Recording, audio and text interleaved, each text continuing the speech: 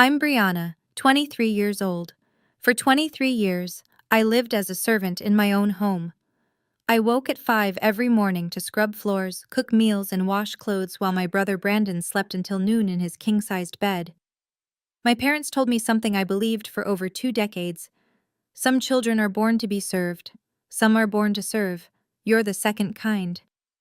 I never questioned it. Not until the bride's father, a man I'd never met, looked at my face during the family photo and started trembling. He pulled me aside and asked a question that shattered everything I thought I knew. Do you know who your real mother is?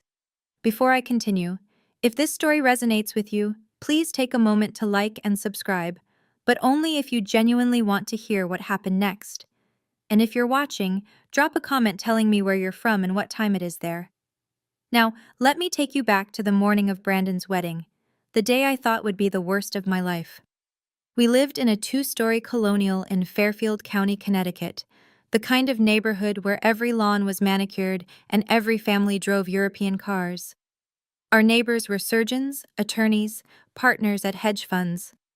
From the outside, the Patterson household looked like the American dream. From the inside, it was my nightmare. My bedroom wasn't a bedroom. It was the basement, a concrete floor, no windows, a thin mattress that smelled like mildew. The furnace hummed 3 feet from my head. In winter, it was the only warmth I had. In summer, it was suffocating. Every morning at 5, my alarm would ring. By 5:15, I'd be upstairs in the kitchen, scrubbing the granite countertops, preheating the Viking stove, pulling eggs and bacon from the Sub-Zero refrigerator. The kitchen island was Italian marble, Calicotta, Donna once bragged to her book club. I knew every vein in that stone because I polished it daily. Gerald would come down around 7, his Wall Street Journal tucked under his arm, his Tag Heuer glinting on his wrist.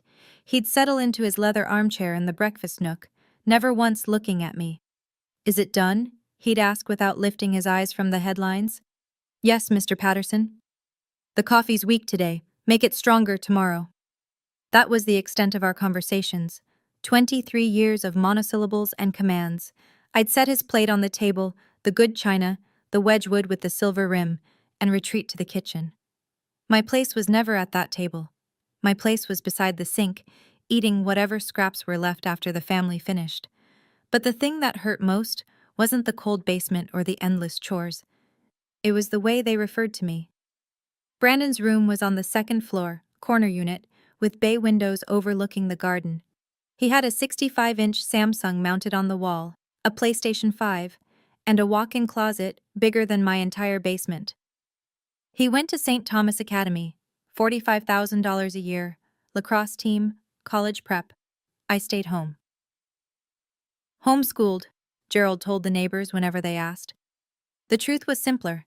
No one taught me anything. I learned to read from old magazines Donna threw away. I learned math by counting change at the grocery store. When Brandon turned 18, Gerald handed him the keys to a white BMW 3 Series. I didn't have a driver's license. I didn't have a single form of identification. "Your documents got lost in a fire," Donna told me once when I was 12 and asked why I couldn't enroll in the local middle school. "It's too complicated to replace them. You're better off here with us." I believed her. Why wouldn't I? She was my mother.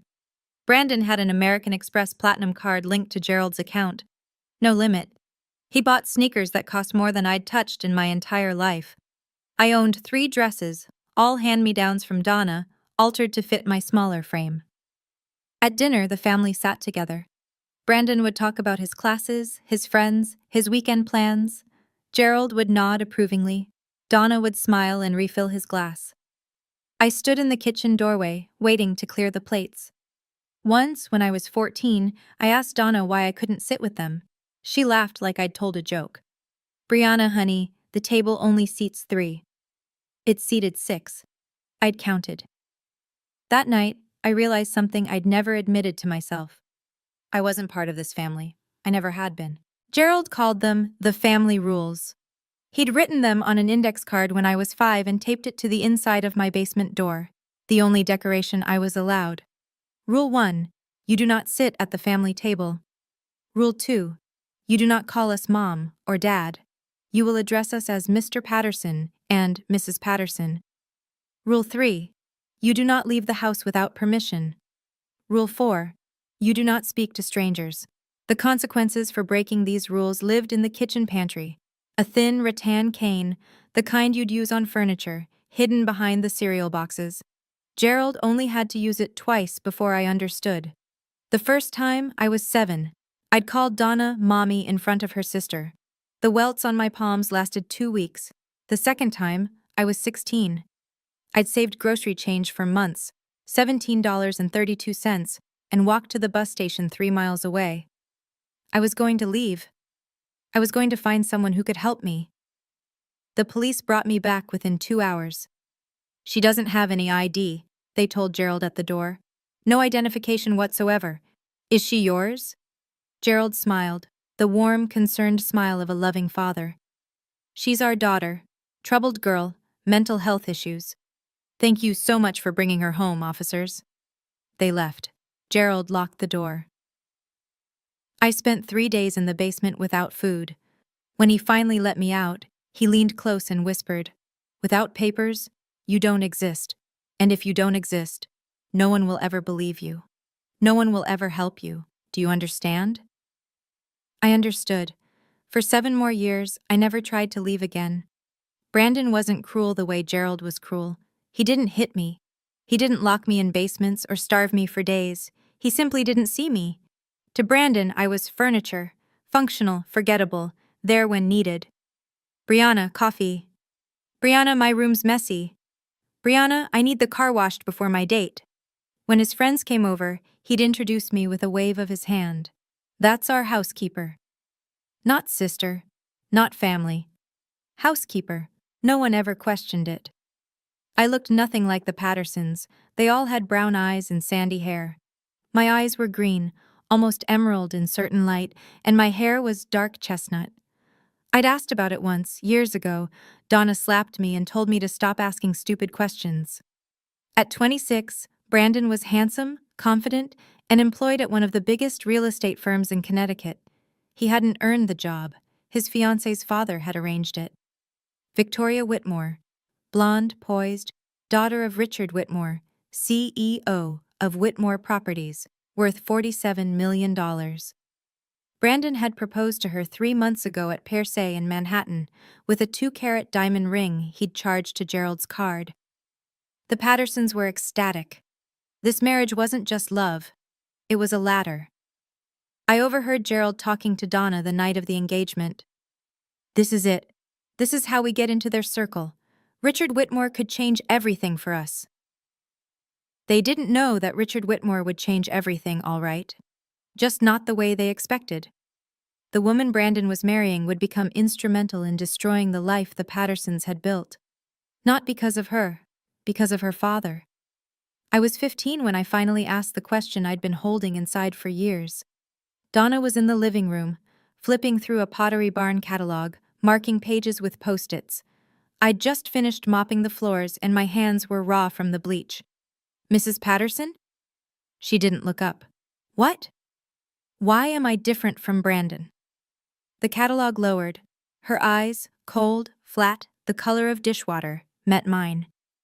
"Different how? Why does he get to go to school? Why does he sit at the table? Why do I have to?" "Because." She cut me off, her voice sharp as broken glass. "Some children are born to be loved. Some children are born to help others. You're the second kind, Brianna. That's your purpose. That's your fate." She returned to her catalog. The conversation was over. I went back to the basement that night and stared at my reflection in the small, cracked mirror above the utility sink, the only mirror I was allowed. My eyes were nothing like theirs. My face was nothing like theirs. But I didn't question it anymore. Donna was right, I told myself. Some people are born to serve. I was one of them. Fighting it would only bring more pain. For 8 more years I believed that. I woke at 5, I scrubbed and cooked and cleaned, and I told myself this was my life. This was what I deserved. Then came Brandon's wedding, and the man who looked at my face and saw someone else entirely. I didn't know it yet, but in 24 hours every lie I'd been told would begin to unravel. The wedding announcement came 6 months before the ceremony. Brandon and Victoria would marry at the Ritz-Carlton in White Plains, 200 guests, a live orchestra, a 5-tier cake from a bakery in Manhattan. Total cost, $200,000, generously covered by Richard Whitmore. Gerald practically floated through the house for weeks. "This is the biggest day of our lives," he kept saying. "The Whitmores are old money, Connecticut aristocracy. We need to make an impression." Donna threw herself into planning. She coordinated with Victoria's mother on flowers, catering, the rehearsal dinner. She bought a new dress, Oscar de la Renta, champagne-colored, $4,000. I assumed I'd be a bridesmaid. I'd spent 6 months helping prepare, addressing invitations, organizing RSVPs, picking up dry cleaning. I'd even practiced walking in heels, imagining myself in a lavender gown, standing beside the altar. Then, 3 weeks before the wedding, Donna sat me down in the kitchen. "We need to discuss your role," she said. My heart lifted. "Am I walking with the bridesmaids?" She laughed, not kindly. "No, Brianna, you'll be helping with service, passing out champagne, making sure guests have what they need." The words hit me like ice water. "You want me to work the wedding?" "It's not working, it's helping." Her smile was thin and practiced. "You know how you are, sweetheart. Clumsy, awkward. If you stood up there in front of the Whitmores, they'd wonder what's wrong with you. Is that what you want? To embarrass Brandon on his special day?" I shook my head slowly, the familiar numbness settling in. Later that night, the wedding invitations arrived from the printer. Embossed gold lettering, 600-gram cotton paper. I searched through every card. My name wasn't on the family list. It wasn't anywhere at all. The rehearsal dinner was held at the Greenwich Country Club. White tablecloths, crystal stemware, champagne that cost more per bottle than I'd seen in a year. The Whitmores had reserved the entire terrace overlooking the golf course. I wore black, simple dress, white apron. Donna had selected the outfit herself. "You look professional," she'd said, adjusting my collar. "Remember, smile, don't speak unless spoken to, and stay invisible." I carried a silver tray of champagne flutes through the crowd. Whitmore cousins, business associates, old money families whose names I recognized from the society pages Donna left lying around. No one looked at me. I was part of the scenery. Until Victoria noticed. She approached me near the bar, her blonde hair swept into an elegant updo, her engagement ring catching the sunset light. "You're Brandon's sister, right? Brianna?" I nearly dropped my tray. "Yes, ma'am." "Why aren't you sitting with the family?" Before I could answer, Donna materialized at my elbow, her laugh high and bright. "Brianna prefers to help out. She's shy, always has been, happier in the background." She patted my arm with the affection of a woman posing for cameras. Victoria's brow creased, but she nodded politely and drifted back to her fiancé. I resumed my rounds. That's when I noticed him, Richard Whitmore, Victoria's father, standing near the railing with a glass of scotch, watching me, not glancing. Watching. His face had gone pale, his jaw tight. He approached slowly. "Excuse me, what's your name?" "Brianna, sir." "Brianna." He said it like he was testing the sound. Do you happen to know who your birth mother is?" The question made no sense. "I'm sorry?" He stared at me for a long moment, then excused himself abruptly and walked toward the parking lot, phone already pressed to his ear. Donna watched him go, her smile frozen, her knuckles white around her champagne glass. The night before the wedding, I sat alone in my basement.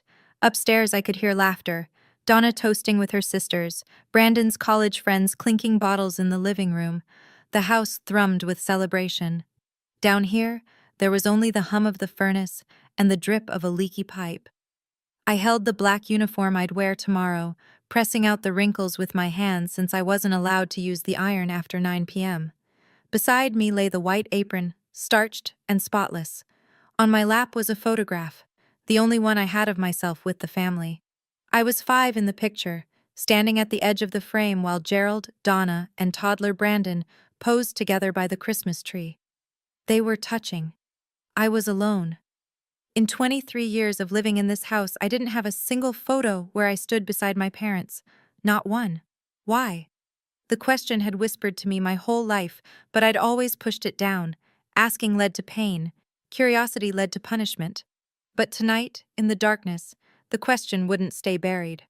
Why didn't I look like them? Why did they treat me like a stranger?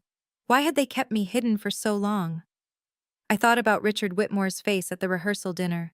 The way he'd gone pale, the tremor in his voice when he asked about my mother. He'd looked at me like he knew me, like he'd been looking for me. But that was ridiculous. No one had ever looked for me. No one had ever wanted me. Tomorrow I would serve champagne at my brother's wedding, while my family pretended I didn't exist. Then life would go on, exactly as it always had. At least, that's what I believed. I had no idea what was coming. I woke at 4 a.m. on the morning of Brandon's wedding. The house was silent. I crept upstairs and started breakfast. Eggs Benedict, fresh squeezed orange juice, the spread Gerald expected before any major event. By 6, I had the dining room set with the good china. Then I moved to the guest room where Victoria's wedding dress hung in its garment bag. Vera Wang. $12,000. Hand-beaded bodice with a cathedral train. Donna had insisted on storing it at our house, claiming our closets had better humidity control than the Whitmore estate. The real reason, I suspected, was so she could show it to her friends. I steamed the fabric carefully, terrified of leaving a single crease. My hands trembled. If I damaged this dress, I didn't want to imagine what Gerald would do. Footsteps behind me. Donna appeared in the doorway, wrapped in a La Perla silk robe, her hair in rollers. "Don't touch the beading," she said. "That's imported crystal, worth more than you." "Yes, Mrs. Patterson." She watched me work, arms crossed. "When we arrive at the hotel, you'll enter through the service entrance. Don't let anyone see you going in." "Yes, Mrs. Patterson." "And don't embarrass us." Her voice dropped, sharp and cold. "This is the most important day of Brandon's life. If you do anything to ruin it, I will make you regret it." Gerald's voice boomed from downstairs. "Brianna, where's my coffee?" Donna smirked and left. I stood there, holding the steamer, staring at the wedding dress I wasn't allowed to touch, and the life I wasn't allowed to live. Something shifted inside me, small but irreversible. This would be the last time. I didn't know how, I didn't know when, but I was done. Enough. The Ritz-Carlton Grand Ballroom looked like something from a fairy tale. Crystal chandeliers dripped from 30-foot ceilings. White roses cascaded from every surface. The altar, the centerpieces, the sweeping archways. 200 gilded chairs faced a platform where Brandon would soon stand and promise forever to a woman whose family fortune could buy our entire neighborhood. I entered through the loading dock. The catering manager handed me a silver tray and pointed toward the ballroom. "Champagne service. Keep moving, keep smiling, don't engage in conversation." I nodded and took my position. Guests streamed in. Women in designer gowns, men in bespoke suits, diamonds glittering under the chandeliers. I wove between them, offering flutes of Veuve Clicquot, my eyes fixed on the floor. A woman in Chanel stopped me. "Excuse me, are you with the hotel?" "Yes, ma'am." The lie came easily. Gerald passed by without a glance. Donna paused just long enough to whisper, "Your posture is terrible. Stand up straight." Then Brandon appeared with his groomsmen, laughing, adjusting his Tom Ford cufflinks. He saw me and waved me over. "Brianna, hey, make sure there's extra shrimp at my table. You know how Dad gets." "Of course." He turned back to his friends. One of them, a former lacrosse teammate, squinted at me. "Who's that?" "Housekeeper," Brandon said. "She's worked for us forever." The words sliced through me. Housekeeper, not sister, not family. But I didn't react. I'd learned long ago that reactions led to punishment. I returned to circulating, offering champagne to people who looked through me like glass. Then I felt it, someone watching. I turned. Across the ballroom, Richard Whitmore stood alone, his champagne untouched, his eyes locked on my face. He wasn't just watching this time. He was studying me. The ceremony began at 4 o'clock. A string quartet played Pachelbel's Canon as Victoria floated down the aisle in her Vera Wang gown, the train trailing 15 feet behind her. Brandon waited at the altar, beaming, his hands clasped in front of him. Gerald and Donna sat in the front row, dabbing their eyes with monogrammed handkerchiefs. I stood at the back of the ballroom, tray in hand, watching my family from 50 feet away. The officiant spoke about love, commitment, the sacred bond of marriage. Brandon's voice cracked when he said his vows. Victoria's eyes glistened as she slipped the Tiffany band onto his finger. They kissed. The room erupted in applause, and I stood there, invisible, holding champagne I wasn't allowed to drink. For a moment, I let myself imagine a different life. One where I sat in that front row beside Donna, one where I wore a lavender dress and held a bouquet of roses, one where Brandon introduced me to his bride as my sister Brianna, instead of our housekeeper. But that life didn't exist. Maybe it never had. The crowd rose for the recessional. Brandon and Victoria swept down the aisle, arm in arm, showered with rose petals. As they passed, Donna caught my eye. Her expression wasn't warm. It wasn't proud. It was a warning. Don't forget your place. I lowered my gaze. Somewhere in the crowd, I felt that watching presence again. Richard Whitmore, standing near the back, hadn't clapped once. He hadn't taken his eyes off me for the entire ceremony. I didn't understand why, but a strange feeling crept through my chest, something I hadn't felt in years. Hope. And I didn't know what to do with it. If you've made it this far, I think you understand why I'm telling this story. You might know what it feels like to stand inside your own family and still be treated like an outsider. To serve people who refuse to acknowledge you exist. Let me ask you something. Have you ever had to serve someone who wouldn't even admit you were part of their family? If you have, I want to hear about it. Drop a comment. Let me know I'm not alone. And if this story is hitting close to home, please like and subscribe. Because what happened next changed everything I thought I knew about myself. I'll be right back. The reception began with champagne toasts and a 12-piece jazz band. I worked the Whitmore family table, refilling water glasses, clearing appetizer plates. Victoria's mother smiled politely at me. Her aunts and uncles chatted amongst themselves about summer homes in the Hamptons. Richard Whitmore sat at the head of the table, barely touching his food. Every time I approached, I felt his gaze. It wasn't uncomfortable exactly, not predatory or cold. It was something else, something I couldn't name. When I reached to clear his salad plate, his hand shot out and caught my wrist, gently but firmly. "I'm sorry," he said, his voice low. "I need to ask you something." "Of course, sir." "Your name is Brianna?" "Yes." "Brianna Patterson?" "Yes, sir."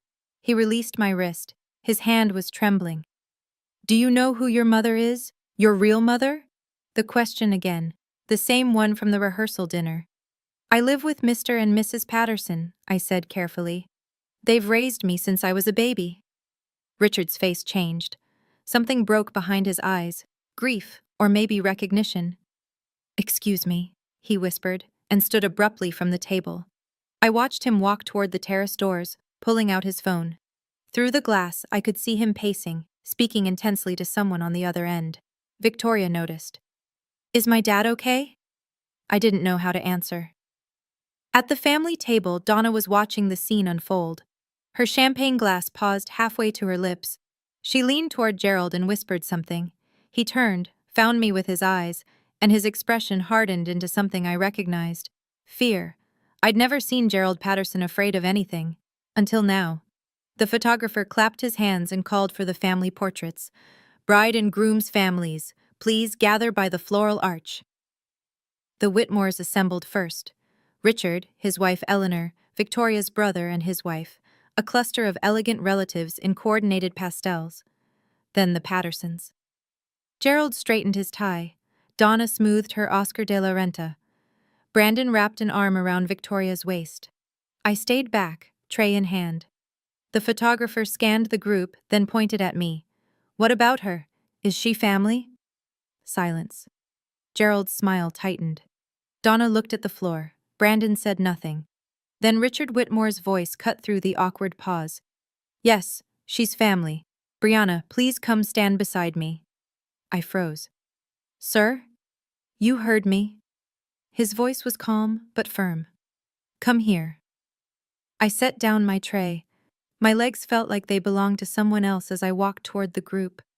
Gerald's face flushed red. He couldn't object, not to Richard Whitmore, not the man paying for this entire wedding, but I could see his jaw working, the fury barely contained. Richard placed his hand on my shoulder. His palm was warm, steadying. "Right here," he said softly. "This is where you belong." The photographer adjusted his lens. Everyone ready? Big smiles. The flash fired. Richard kept me close as the photographer showed him the preview on the camera's screen. I watched his face as he zoomed in on the image, specifically on me. His eyes went wet. Those eyes, he murmured, almost to himself. That chin. My God. He pulled out his phone again and walked away, dialing. I heard only fragments. It's her, I'm certain. Get the file, the FBI cold case from 2003, and prepare a DNA kit, tonight. My heart stopped. What had he just said? The moment the photographer moved on, Gerald's hand clamped around my arm. Outside, now. He pulled me through a service corridor, past the kitchen, into a narrow hallway where crates of champagne were stacked against the wall. The noise of the reception faded to a distant hum. What did you tell him? Gerald's face was inches from mine, his breath hot with whiskey. Nothing. I swear I didn't. Don't lie to me. His grip tightened until I winced. Why was Whitmore asking about your mother? I don't know. He just asked, and I said I lived with you. Gerald shoved me against the wall. The crates rattled. Listen to me carefully. His voice dropped to a hiss. If you say anything, to anyone about our family, I will throw you out on the street. No money, no clothes, nothing. You'll be homeless within a week. Do you understand? Donna appeared at the end of the hallway, her heels clicking against the concrete. What's happening? Whitmore keeps asking questions about her. Gerald jerked his head toward me. Something's wrong. Donna's eyes narrowed. She approached slowly, her champagne-colored gown swishing against the floor. Brianna. Her voice was ice. After the reception, you're staying to clean. You don't speak to anyone, and whatever Mr. Whitmore wants to discuss, you tell him nothing. We are your family. We saved you. Without us, you'd be dead in a gutter somewhere. She smiled, that practiced public smile. Now get back to work, and if you embarrass us again, I promise you'll regret it. They left me there, shaking, alone among the champagne crates. Gerald's words echoed in my head. Without papers, you don't exist. But Richard Whitmore thought I did exist. He thought I was someone. The question was, who? I returned to the reception floor in a daze. The jazz band had started, and couples swayed on the dance floor, Brandon and Victoria in the center, their foreheads touching, the picture of newlywed bliss. Gerald and Donna sat at the family table, laughing with guests, performing their roles as devoted parents. I picked up my tray and resumed circulating, but my hands wouldn't stop trembling. Gerald was right. Without documents, without proof of identity, I was no one. If I tried to leave, I'd be picked up by police within days, a vagrant with no name, no history, no one to claim her. This was my life. It always had been. It always would be. I drifted toward the ballroom's edge, toward the exit. Maybe I could just slip away, disappear into the night, walk until my legs gave out and let whatever happened next happen. What difference did it make? No one would miss me. No one would even notice I was gone. Brianna. I turned. Richard Whitmore stood behind me, his face etched with something I didn't recognize. Concern? Grief? May I speak with you privately? Just for a moment. I glanced toward the family table. Donna was watching us, her smile frozen. I don't think I should, please. His voice cracked. It's important. I've been looking for someone for a very long time. He reached into his jacket pocket and pulled out a photograph. It was old, faded, soft at the edges, like it had been handled countless times over many years. A young woman holding an infant, dark chestnut hair, green eyes exactly like mine. Do you recognize anyone in this picture? Richard asked quietly. My throat closed. I don't know who that is. But something deep inside me stirred, something that felt like remembering. Richard led me to the terrace overlooking the hotel gardens. The night air was cool. Inside, the reception continued. Clinking glasses, bursts of laughter, the band launching into a Sinatra standard. Out here, there was only the distant hum of traffic and the hammering of my own heart. Richard held the photograph toward me again. In the soft light from the ballroom, I could see it more clearly now. The woman was young, mid-20s maybe, with a tired but radiant smile. The baby in her arms was wrapped in a pink blanket, eyes closed, impossibly small. This is my sister Margaret, Richard said. And the baby is her daughter, Brianna Ashford Whitmore. I stared at him. I don't understand. 23 years ago, Margaret's baby was taken from Stanford Hospital, kidnapped from the nursery in the middle of the night. His voice wavered. My sister spent 5 years looking for her. She hired investigators, worked with the FBI, never stopped believing her daughter was alive. He swallowed hard. She died when the baby would have been 5. Heart failure, but the doctors said it was grief. She simply gave up. I'm so sorry. My voice came out as a whisper. But I don't see what this has to do with me. Richard turned to face me fully. Brianna. The baby's name was Brianna. She had green eyes, rare in our family, but Margaret had them too. He gestured toward my face. That nose, that chin, the shape of your mouth, it's identical. I took a step back. Mr. Whitmore, I think you're confused. I've been searching for 23 years. Tears streamed down his cheeks. And when I saw you at the rehearsal dinner, I knew. He reached into his other pocket and withdrew a small plastic container. Please, let me take a DNA sample. If I'm wrong, I'll never bother you again. But if I'm right, he steadied himself. If I'm right, then the people in that ballroom are not your family. They're the people who stole you. The words hung in the air like smoke. Stole you. For 23 years, I'd been told I was worthless. Born to serve. Lucky to have a roof over my head. And now this man, this stranger, was telling me I might have been stolen. That the people who raised me might be criminals. That I might have a family who actually wanted me. It was too much. Too impossible. I can't, I said, backing away. I can't do this. Brianna, please. Richard's voice was gentle but urgent. I have a lab on standby. ABB certified, the gold standard for DNA testing. Results in 72 hours. Even if the test matches, if it matches, you're Margaret's daughter. You're my niece. He swallowed. And you're the legal heir to the trust she established before she died. I stopped. What trust? Margaret never gave up hope that her daughter would be found. She set up a trust fund in your name, in Brianna Ashford Whitmore's name, to be released if you were ever recovered. It's been growing for 23 years. How much? Richard met my eyes. $12 million? The terrace tilted beneath me. But this isn't about money, he said quickly. It's about the truth. It's about justice. And it's about giving my sister peace, finally knowing what happened to her child. Inside, the band shifted to a slow ballad. I could see Donna through the glass doors, scanning the room, looking for me. Looking for her property. I thought about the basement, the rules, the cane in the pantry. 23 years of being told I was nothing. And then I thought about Margaret Whitmore, dying of grief, never knowing what happened to her baby girl. I met Richard's eyes. What do I need to do? He opened the DNA kit. Just open your mouth. The next 72 hours were the longest of my life. I went back to my routine, waking at 5, scrubbing, cooking, cleaning. But everything felt different now.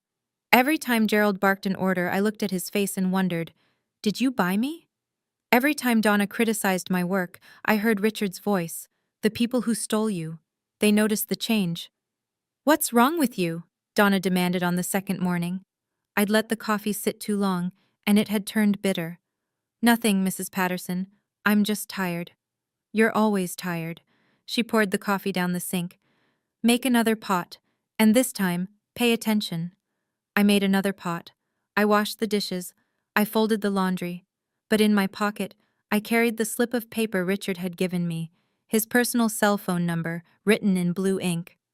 Brandon and Victoria had left for their honeymoon in Bali. The house felt quieter without him, but no less oppressive. On the third night, I lay awake in the basement, staring at the concrete ceiling, counting the hours.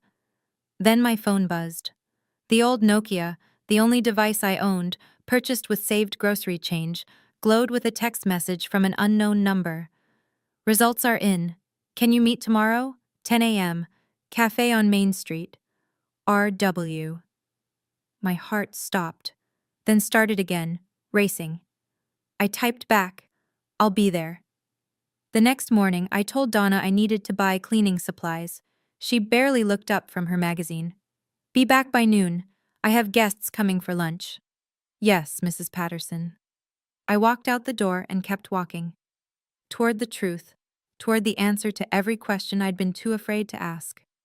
The cafe was a small place on Main Street. Exposed brick, mismatched furniture, the smell of fresh espresso. Richard was already there when I arrived, seated at a corner table with a manila envelope in front of him. His eyes were red like he hadn't slept. "Brianna." He stood as I approached. "Thank you for coming." "What do the results say?" He didn't answer immediately. Instead, he slid the envelope across the table. I opened it with trembling fingers. The document inside was covered in numbers and technical language, alleles, loci, probability calculations, but one section was highlighted in yellow: combined paternity index, 99.97%. Conclusion: the tested individual, Brianna Patterson, is the biological daughter of Margaret Eleanor Whitmore, deceased. I read it 3 times, 4 times. The words didn't change. "You're my niece," Richard said softly. "You're Margaret's daughter. You're Brianna Ashford Whitmore." The room tilted. I gripped the edge of the table. "This is real?" "It's real. I've already contacted the FBI. The cold case from 2003 is being reopened." He reached across the table and placed his hand over mine. "Gerald and Donna Patterson will be investigated. If they acquired you through illegal means, if they purchased you from traffickers, they'll be prosecuted." Prosecuted. The word tasted foreign. Federal charges, human trafficking, document fraud, child endangerment. Richard's voice hardened. They could face 15 to 20 years. I sat back in my chair, the DNA report clutched against my chest. 23 years. 23 years of basements and beatings and being told I was born to serve. And none of it was true. I wasn't worthless. I wasn't unwanted. I had a family, a real family. A mother who had loved me so much she died of grief when she lost me. And now, finally, the truth was coming to light. I want to pause here for a moment, because this is where everything changed. For 23 years I believed I was nothing, that I deserved nothing. And in 72 hours, a DNA test destroyed that lie completely. But now I had a choice to make. I could walk away quietly, start over somewhere new and never look back. Or I could let the truth come out, let Gerald and Donna face what they'd done. What would you do? Tell me in the comments. I want to know. And if you're still with me, hit subscribe, because the final confrontation is coming, and it's going to change everything. 1 week later, the trap was set. Richard had invited the Patterson family to his estate in Greenwich, a 12-bedroom mansion on 5 acres, with stone gates and a circular driveway lined with topiaries. The official reason was discussing business opportunities for Brandon. Gerald had been ecstatic when the invitation arrived. "This is it," he'd crowed at dinner. "Richard Whitmore wants to bring me into his inner circle." I knew this marriage would pay off. Donna had spent 3 days selecting her outfit. A pale blue Armani pantsuit, pearl earrings, her hair freshly highlighted.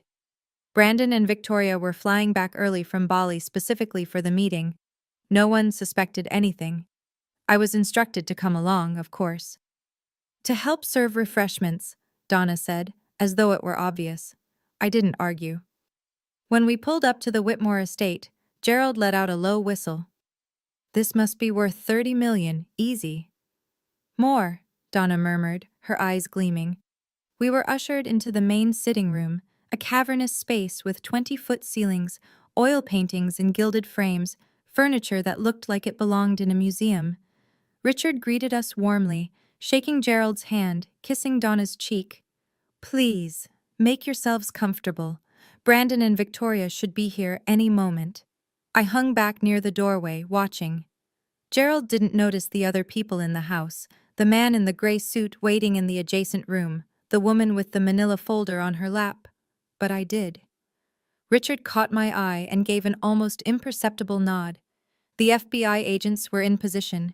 The evidence was ready. And Gerald and Donna Patterson had walked straight into the reckoning they'd spent 23 years avoiding. A housekeeper brought in a mice and tea service, bone china worth more than the Patterson family car.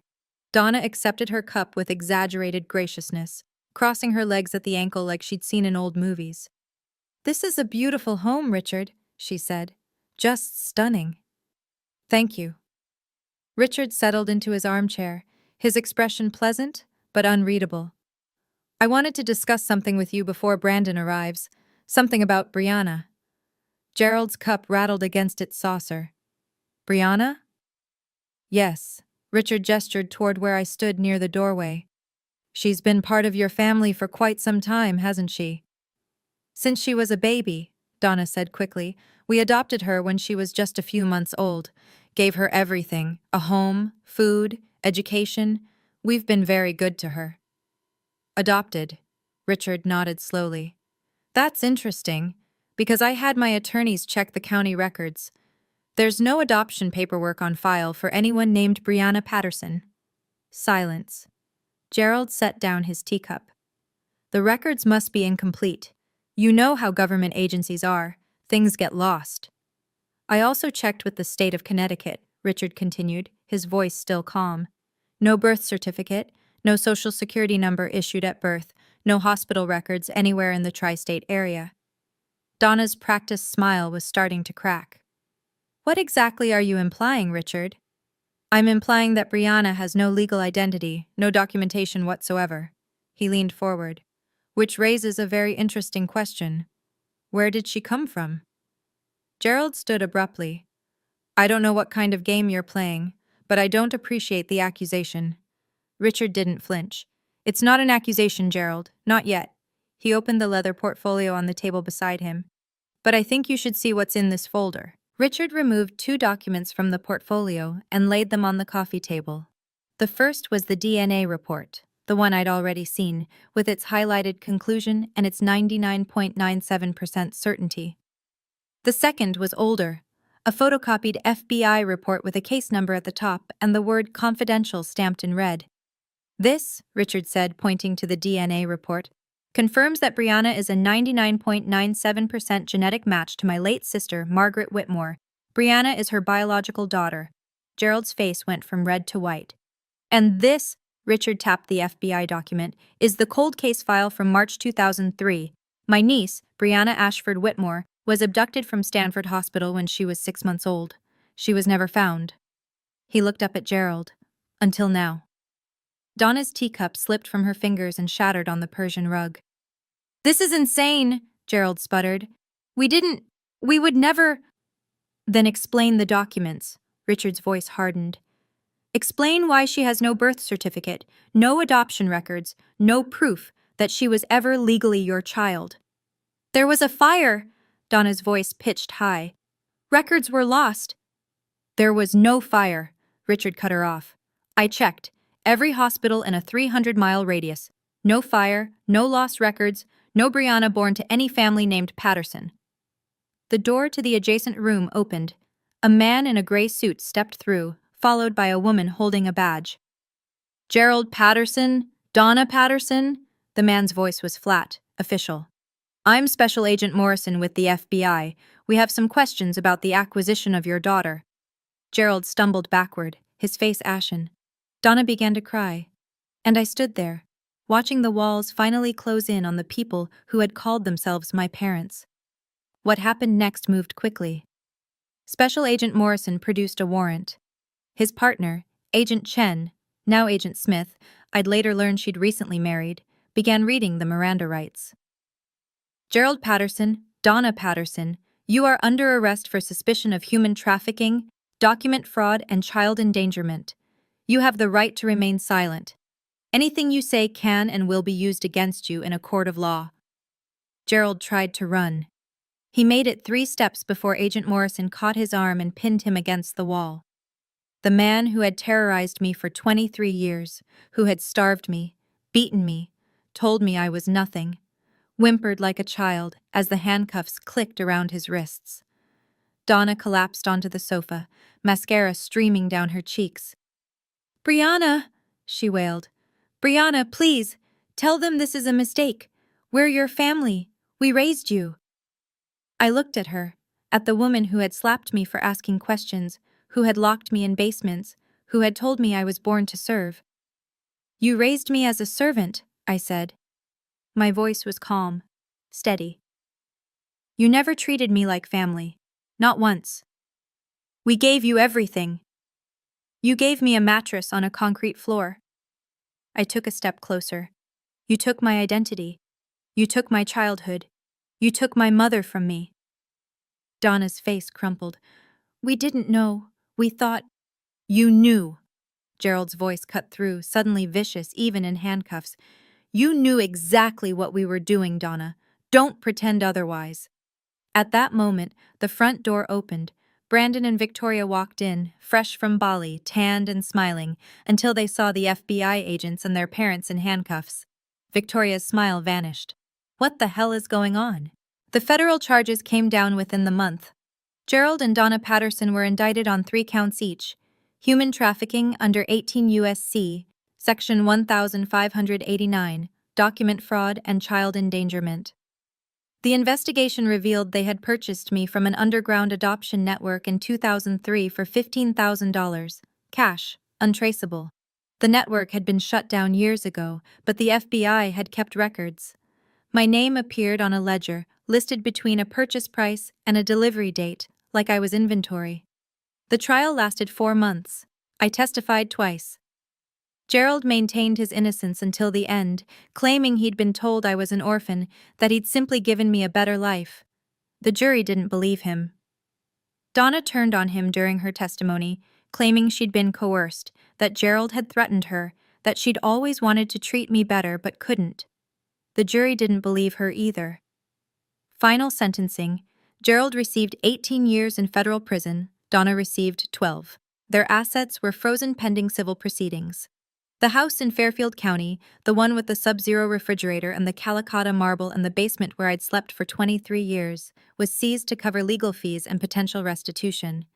Brandon's world collapsed too. Richard Whitmore withdrew all financial support the day of the arrest. The $200,000 spent on the wedding? Now Brandon's debt. His job at Whitmore Properties? Terminated immediately. Victoria filed for divorce 3 weeks later. I can't do this, I overheard her tell Brandon on the phone. Your parents bought a human being. They trafficked a child. I can't be associated with that. The man who'd grown up as a prince was suddenly alone, unemployed, and drowning in debt. And me? For the first time in my life, I was free. Brandon called me 6 months after the sentencing. I almost didn't answer. The name on the screen, Brandon Patterson, still triggered something cold in my chest, even now. But curiosity won. Hello? Brianna.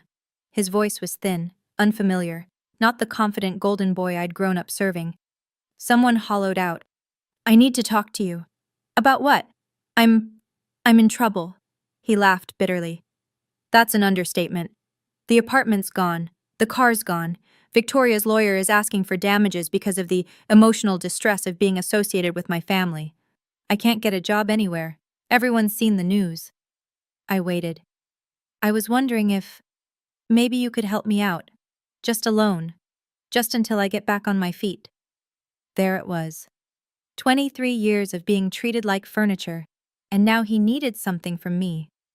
Brandon, I said slowly, in all the years we lived in the same house, did you ever help me? Silence. Did you ever stand up for me when Gerald hit me? Did you ever ask why I slept in the basement? Did you ever once treat me like a sister? I didn't know. You knew. My voice stayed level. You just didn't care. I was convenient. I made your life easier. And now that I'm not there to serve you anymore, you have no idea how to survive. Brianna, please. I'm not going to help you, Brandon. Not because I hate you, but because you need to learn something you never learned growing up. I paused. Actions have consequences, and so does silence. I hung up. My hand was shaking, but my heart was steady. For the first time in my life, I had set a boundary, and I intended to keep it. The inheritance came through 3 months after the trial ended. Richard's lawyers had worked tirelessly to verify my identity and activate the trust Margaret had established in 2003. The process required court orders, FBI confirmation, and stacks of paperwork. But eventually, the final document arrived. Beneficiary: Brianna Ashford Whitmore Trust. Value: $12,847,329.80. $1.16. Status: active. I read the number 7 times before it felt real. Richard drove me to the bank himself on the day the funds were released. We sat in a private office on the top floor, surrounded by mahogany furniture and oil paintings, while a banker explained investment options and tax implications. $12 million, more money than the Pattersons would see in 10 lifetimes. But it wasn't the money that changed me. It was the name. Brianna Ashford Whitmore. My real name. The name my mother had given me before I was stolen. Richard helped me move into a guest suite at the Greenwich estate. I had my own room, with windows overlooking a rose garden, a king-sized bed with Egyptian cotton sheets, and a bathroom bigger than my old basement. The first night, I couldn't sleep. I just walked around touching the walls, running my fingers across the curtains, reminding myself this was real. Richard enrolled me in a college preparation program. My lack of formal education didn't matter. There were resources, tutors, people who specialized in helping survivors of trafficking rebuild their lives. A year later, I received my acceptance letter. Yale University, full scholarship through a program for human trafficking survivors. I held the letter in my hands and cried for an hour. Then I found something else in the estate's archives. A handwritten note from my mother, Margaret, dated 2003. The year I was taken. I visited Gerald and Donna once. It was 8 months after their sentencing. I didn't owe them anything. Richard and my therapist both said I shouldn't go. But I needed closure. I needed to look them in the eye and say what I'd been carrying for 23 years. The Federal Correctional Facility was in northern Pennsylvania, gray concrete, razor wire, fluorescent lights that made everyone look sick. Gerald was escorted in first, wearing an orange jumpsuit that hung loose on his frame. He'd lost weight. His tag heuer was gone, his wrist was bare. Donna came next. No more Oscar de la Renta, no pearls, just prison-issue clothing, and a face that had aged 10 years in 8 months. They sat across from me at a metal table. "You came," Donna whispered. Her eyes welled up. "I prayed you would come." "I'm not here for reconciliation," I said. "I'm here because I have something to say." Gerald glared at me. Even now, broken and imprisoned, that familiar contempt flickered in his eyes. "Then say it." I met his gaze. "For 23 years, you made me believe I was worthless, that I was born to serve, that I should be grateful for scraps." I kept my voice steady. "But you were wrong. I wasn't born to serve. I was stolen, and you knew it." Donna sobbed. "We thought we were saving you.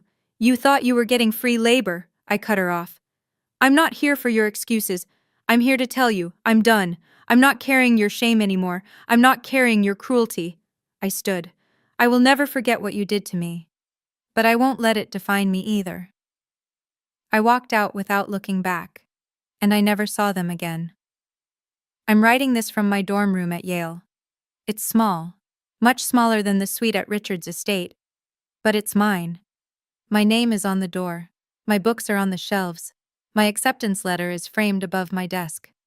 Some mornings, I still wake up at 5 out of habit, but now, instead of scrubbing floors, I make coffee and read my psychology textbooks. I'm studying to become a therapist, specifically to work with survivors of trafficking and family abuse. I want to help people like me find their way out of the darkness. On my nightstand, next to my alarm clock, I keep 2 things. The first is my new birth certificate, Brianna Ashford Whitmore, born March 3, 2003, at Stanford Hospital, California. Mother, Margaret Eleanor Whitmore. The second is the letter Richard found in Margaret's archives, the one she wrote to me the week I was taken, before she knew I'd been stolen. "My darling Brianna, if you're reading this one day, I want you to know that you were the greatest gift I ever received. From the moment you were born, I knew you were meant for extraordinary things. No matter what happens, no matter where life takes you, remember, you are loved, you are wanted, you are enough."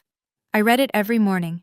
23 years, I believed I was nothing, that I was born to serve, that I didn't deserve a seat at the table. Now I know the truth. I was born to be loved. And I'm spending the rest of my life making sure others know they were too.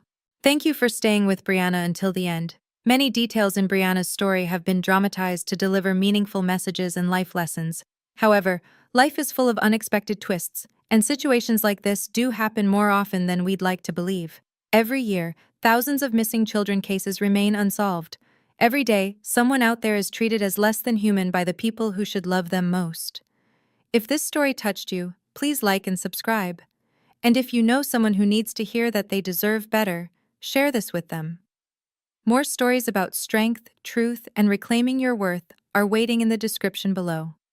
Thank you for watching.